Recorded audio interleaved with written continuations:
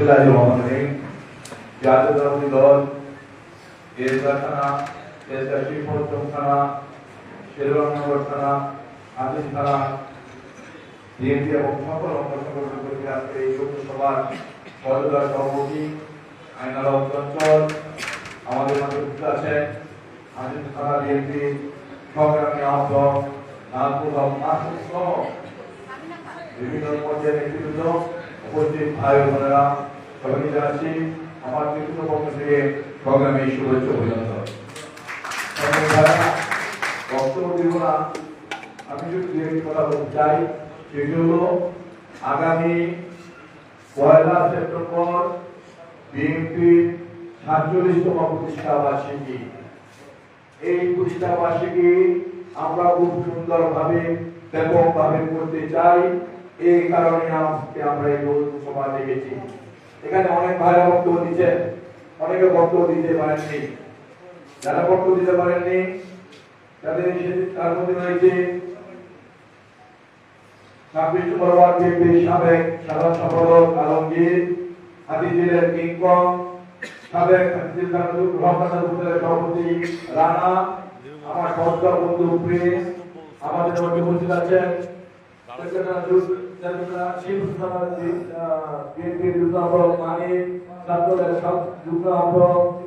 জাকির খান এবং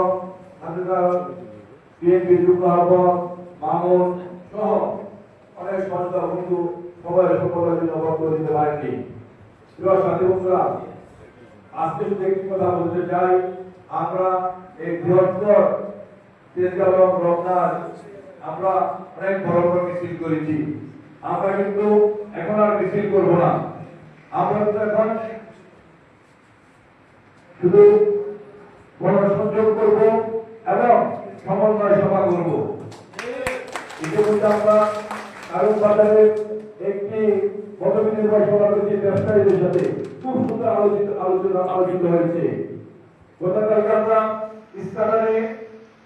ইস্কাটান সমিতির নামে একটি ইস্কাটানের যে সমিতি সোসাইটি এবং বাংলাবনের ব্যবসায়ীদের নিয়ে একটি আমরা মত বিনিময় সভা করেছি, খুব সুন্দর হয়েছে। আজকে সকালে আমরা সোনালীবাগ সোসাইটির মাধ্যমে আমরা মশারি ধরনের অনুষ্ঠান করেছি, খুব সুন্দর হয়েছে।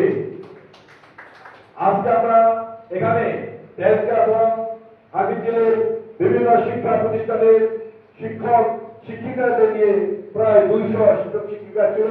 একটি বিশ্ববিদ্যালয়ের পিসি ছিল, তাদের সাথে নিয়ে আমরা একটি অনুষ্ঠান করেছি, মত বিনিময় সভা করেছি, খুব সুন্দর হয়েছে।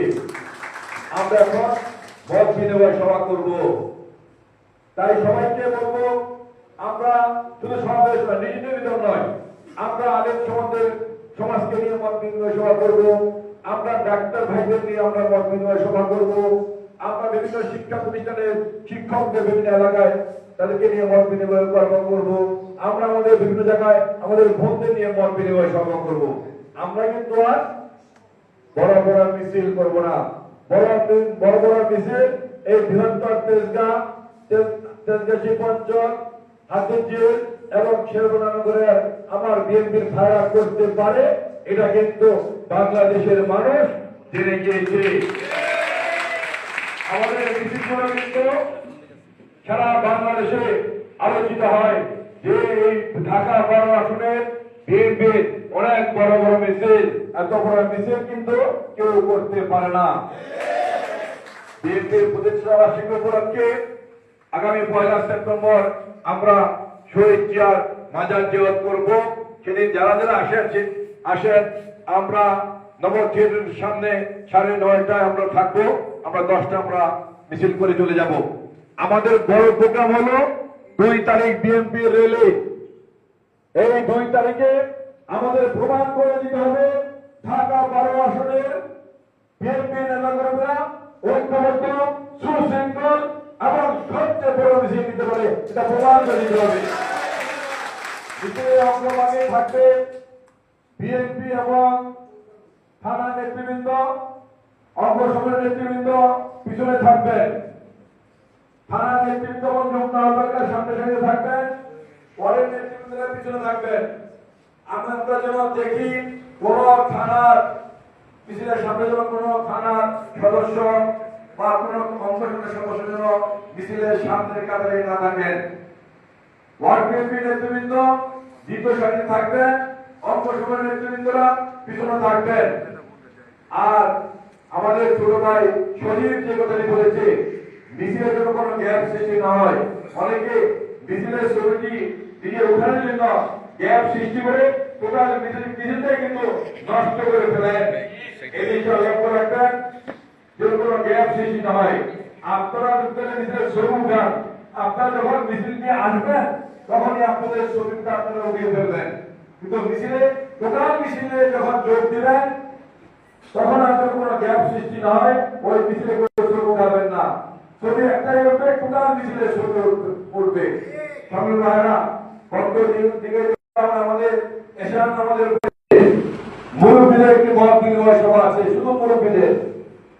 এখানে আশা করি একটি সুন্দর সভাবে মত বিনিময় সভা হবে। আমি আজকে আমাদের সভাপতি আইনাল চঞ্চল সাহেবকে জিজ্ঞেস করেছিলাম অবস্থা কি। আইনাল চঞ্চল সাহেব বলছেন খুব ভালো একটি মত বিনিময় সভা হবে।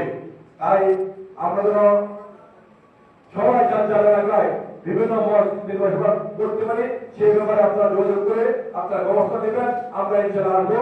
বক্তব্য দিয়ে যখন আদায় দিচ্ছে আমরা সবাই ঐক্যবদ্ধভাবে 2 তারিখে আমাদের মিছিলটি সুন্দর এবং সফল করবো, সেই প্রত্যাশায় খোদা হাফেজ। বাংলাদেশ জিন্দাবাদ, বাংলাদেশ জিন্দাবাদ, জিন্দাবাদ, আমাদের প্রাণপ্রিয়তা তারেক রহমান জিন্দাবাদ জিন্দাবাদ। সবাই বলবেন অল্প নাস্তার ব্যবস্থা আছে, সবাইকে অনুরোধ করছি।